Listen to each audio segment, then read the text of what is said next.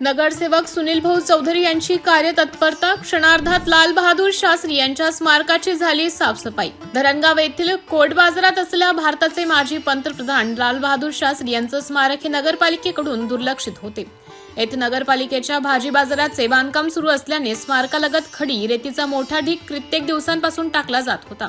शिवाय बाजारातील कचरा घाणीचेही साम्राज्य पसरले होते। बाजारातील लोकांना अडचणींचा सामना करावा लागत होता। महापुरुषांच्या स्मारकाची ही दुरवस्था पाहून कर्तव्यनिष्ठ नवनिर्वाचित नगरसेवक सुनील भाऊ चौधरी यांनी नगरपालिकेच्या मुख्याधिकाऱ्यांना याची जाणीव करून दिली आणि आज लगेचच नगरपालिकेच्या सफाई कामगारांनी हा स्वच्छ परिसर केला।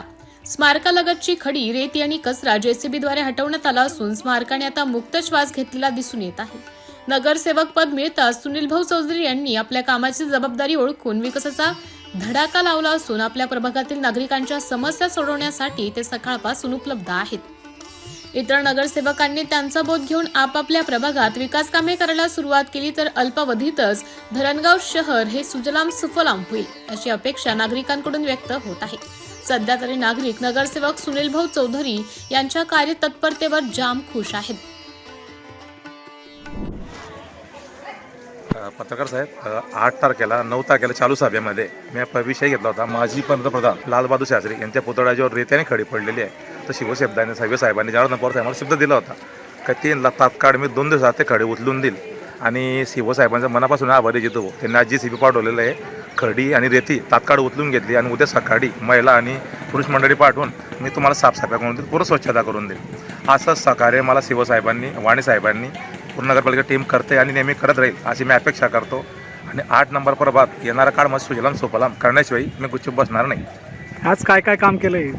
आज काम करताना जिथं सगळी JCB लावून सगळी रेती मागे करण्यात आलेली आहे, खडी उचलून मागे फेकण्यात आलेली आहे आणि उद्या सकाळी सगळे महिला मंडळ पुरुष मंडळ पाठवून या याची पूर्ण जेवढा शौक आहे तेवढी साफसफाई करून देणार आहे। पुढचं सुशोभीकरणाचं काय आश्वासन दिलं? सुशोभीकरण पूर्ण एप्रिल महिन्यामध्ये निधी येणार आहे आणि मी शिवसाहेबांनी कळकळीची विनंती केली होती, याच रोडावरनं जिथं 15 तारखेला शिवरात्रीची मोठी रॅली निघणार आहे, त्यासाठी तुम्ही तात्काळ ॲक्शन घ्या। त्यांनी तात्काळ ॲक्शन घेतली की महाशिवरात्री रॅलीला अडचणी येणार नाही, त्यासाठी पण आम्ही लवकर उचलणार आणि 2-3 दिवस अगोदर त्यांनी घाण आपल्याला सफा करून दिली। त्याबद्दल मी नगरपालिका प्रशासनाचा आभारी आहे।